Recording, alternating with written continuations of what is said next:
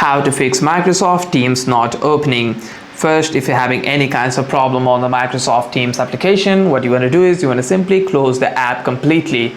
After that, you want to simply make sure that your internet connection is working. Swipe down on the control center and make sure your Wi-Fi or cellular data is on and is connected to a network that is actually working. After that, you want to simply open the Teams application as well. If you're still having any kinds of problem, what you want to do is you want to simply tap and hold on to the Teams app. Tap on this eye icon, also called app info on most devices.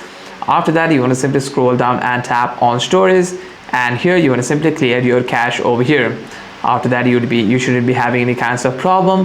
However, if you're still facing any kinds of problem, you want to simply go to your Play Store and look for any kinds of update. If it is available, you want to simply go to your Play Store and search for Microsoft Teams, and if any kinds of update is available, you want to simply update the app from here. By doing so, you shouldn't be having any kinds of problem with the Teams application.